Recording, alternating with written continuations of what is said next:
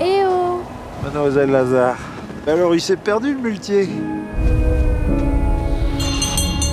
Vous allez écrire la première lettre de l'alphabet.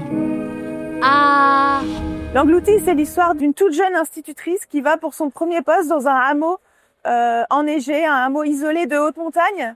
Et comme dans un western, qui entre dans un milieu inhospitalier où elle va devoir s'imposer. C'est la rencontre de deux systèmes de valeurs dans ces grands espaces de la haute montagne.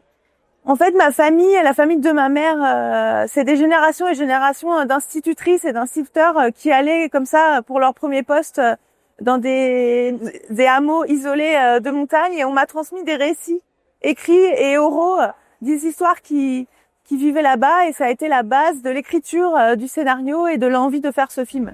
Nous avons basculé dans un nouveau siècle. Nous sommes en 1900. Et si nous nous imaginions dans 100 ans encore?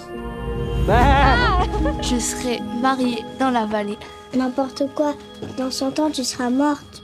L'école publique est obligatoire, laïque. On doit ouvrir des écoles. C'est le rôle de l'État, même dans les contrées les plus reculées.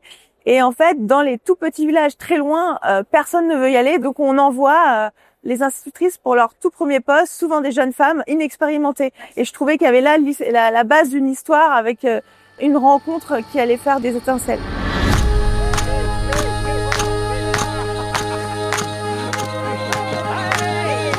Tu sais où nous sommes? Je n'ignore pas tout, mademoiselle. C'est des circuits de vie où on reste souvent avec les mêmes personnes, on fait souvent les mêmes choses finalement, voilà. Et dans la montagne, et donc là, il y a quelqu'un qui arrive et qui dit il y a d'autres manières de penser possibles, des idéaux différents qui viennent du coup imaginer d'autres possibilités de vie. Et donc il y a une grande curiosité, quoi. Ce qui m'a donné envie d'interpréter le personnage, c'était vraiment cette dualité entre toute sa bonne volonté et ses défauts. Et il y avait, quand j'ai lu le scénario, beaucoup d'idées que j'avais apprises, que j'avais internalisées, que j'ai tout de suite collées au scénario, au désir féminin.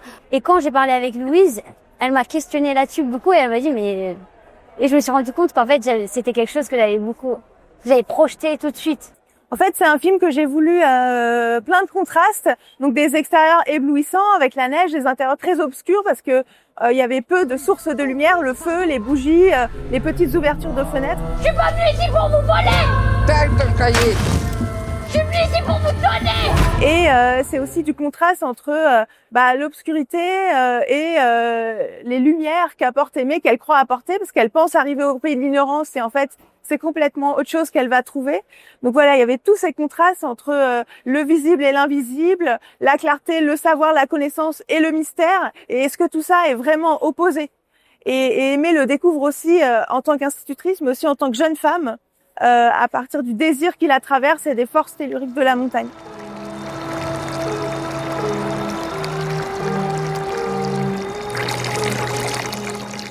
On a tourné dans un hameau à près de 2000 mètres d'altitude pour avoir un niveau de neige constant pendant tout le tournage, parce qu'avec le réchauffement climatique, en fait, les Hautes-Alpes sont très impactées et il y a beaucoup de fonte de neige, et donc on est allé monter très haut dans un village où on n'avait pas d'électricité, on était sur batterie. Et on montait le matin avec une dameuse, et on était toute l'équipe ensemble très tôt le matin pour aller tourner, parce que ça prenait 1 heure de monter jusqu'à là-haut. Ouais, même il fallait faire des économies d'énergie et tout, comme ils avaient monté des blocs électrogènes, donc du coup on peut pas avoir 20 000 éclairages non plus en même temps et tout. Et l'Algérie?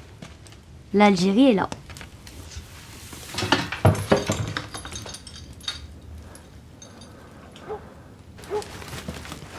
Son papa et sa maman, ils sont partis vivre là-bas quand il était petit, avec toute sa famille. Oui, ils l'ont oublié ici.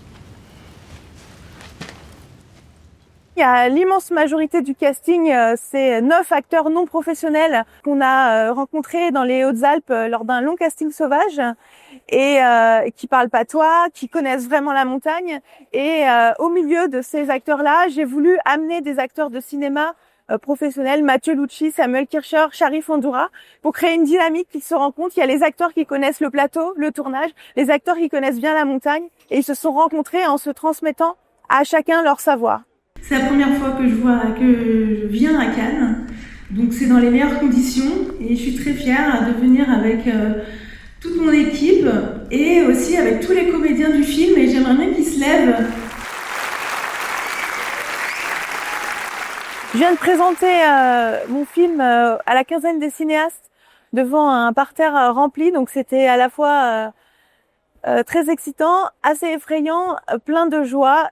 Tous les acteurs étaient là, le casting complet. C'était merveilleux et plein de chaleur. Je me sens vraiment privilégiée et c'est un magnifique écrin pour lancer ce film.